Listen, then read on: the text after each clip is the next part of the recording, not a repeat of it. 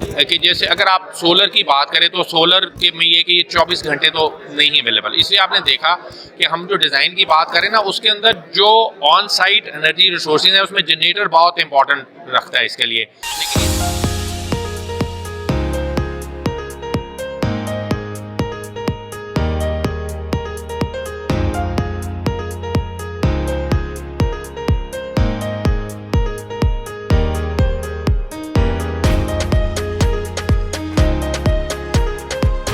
लेकिन मुनीब साहब, thank you very much, आपने हमें टाइम दिया। आज आपने यहाँ पे 39th IEEE सिम्पोजियम में अपना पेपर पढ़ा, क्या टॉपिक था? बेसिकली टॉपिक रिलेटेड था डेटा सेंटर्स के इंफ्रास्ट्रक्चर का, जो कि मैकेनिकल और इलेक्ट्रिकल इंफ्रास्ट्रक्चर है। बिकॉज ये किसी भी डेटा सेंटर्स की जो बेस है वो इलेक्ट्रिकल और मैकेनिकल इंफ्रास्ट्रक्चर पे डिपेंड करती है।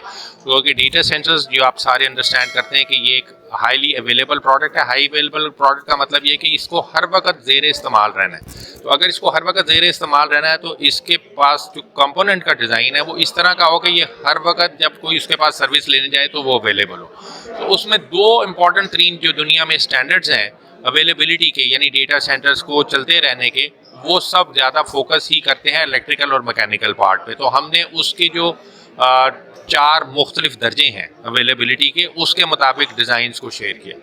सर, जैसे जैसे डिजिटलाइजेशन बढ़ती जाएगी वैसे वैसे डेटा सेंटर्स की भी इम्पोर्टेंस बढ़ती जाएगी, डिमांड बढ़ती जाएगी। उसमें ये जो एनर्जी एफिशिएंसी और एनर्जी की कंजम्पशन है वो कैसे फिर कंट्रोल की जाए? जी, बेसिकली अब डेटा सेंटर्स के जो, जैसे हमने बताया कि सबसे बड़ा चैलेंज ही इस वक्त एनर्जी है, क्योंकि एनर्जी की डिमांड बढ़ रही है।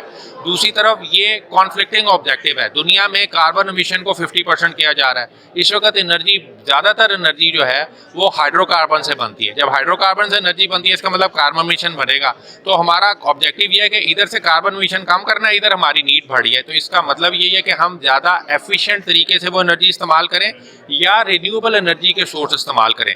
तो आपने देखा होगा कि मेरी प्रेजेंटेशन में एक पॉइंट सस्टेनेबिलिटी का था। तो ये जो सस्टेनेबिलिटी है वो है ही कि हम रिन्यूएबल एनर्जी के रिसोर्सेज को इस्तेमाल करें। तो अब जो डेटा सेंटर्स बन रहे हैं जहाँ एनर्जी की डिमांड ज़्यादा है, उसमें कोशिश की जा रही है कि जो रिन्यूएबल एनर्जी के रिसोर्सेज हैं उनको डाला जाए, और स्टैंडर्ड्स भी उसके ऊपर कोड्स बना रहे हैं, रूल्स बना रहे हैं कि आप फैक्टर को इस्तेमाल करें, पानी को कंजर्व करें। अब रिन्यूएबल एनर्जी में जैसे आपने कहा विंड की और सोलर का जो है, या इवन जो, क्योंकि डेटा सेंटर का साइज बढ़ गया है तो बाहर तो माइक्रो टर्बाइन जो हैं जो बेसिकली एटॉमिक, उनको भी इस्तेमाल किया जा रहा है ताकि एनर्जी का बेसिकली आप क्या कहें कि रिन्यूएबल सोर्स इस्तेमाल किया जाए और एनवायरनमेंट फ्रेंडली सोर्स इस्तेमाल किया जाए।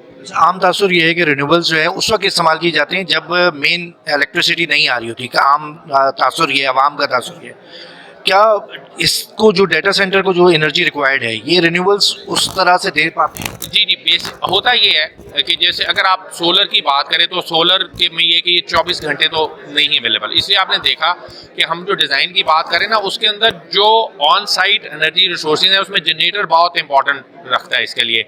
लेकिन ये डिज़ाइन इसीलिए कहा कि इसको रिन्यूएबल एनर्जी फैक्टर के तौर पर इस्तेमाल करते हैं, यानी जब वो अवेलेबल है तो वो इस्तेमाल करें, और जब वो नहीं है तो ऑब्वियसली आपको फिर दूसरे रिसोर्सेज पे जाना पड़ता है। तो ये डेटा सेंटर जब डिज़ाइन होते हैं तो इसमें एनर्जी मिक्स है, यानी रिन्यूएबल एनर्जी सोर्स भी आ रहे हैं और आपके पास यूटिलिटी का सोर्स भी अवेलेबल है और बैकअप का सोर्स भी अवेलेबल है।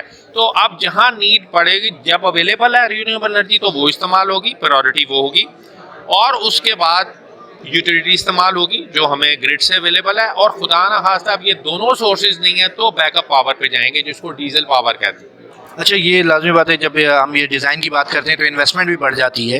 तो क्या इंडस्ट्री खसूसन जो डेटा सेंटर इस्तेमाल करती है वो, और हुकूमत की तरफ से क्या सा रिस्पॉन्स है इस वक्त? अच्छा, इस वक्त अगर आप देखें तो पाकिस्तान में ये जो आप इनिशिएटिव देखेंगे, डिजिटल नेशन पाकिस्तान हो रहा है। तो डिजिटाइजेशन हो रही है, गवर्नमेंट अंडरस्टैंड कर रही है। हुकूमत के लेवल पे भी डेटा सेंटर्स, इवन लार्ज जो हुकूमत के इदारे हैं वो भी बना रहे हैं, और जो हमारे सेंसिटिव इदारे हैं वो भी डेटा सेंटर्स इस्तेमाल करें, बिकॉज इंफॉर्मेशन का वो ज़माना है।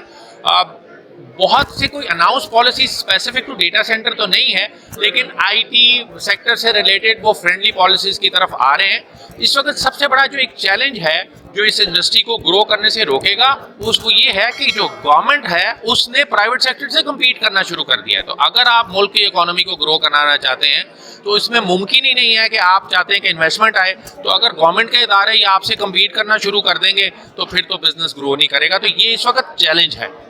Thank you very much sir.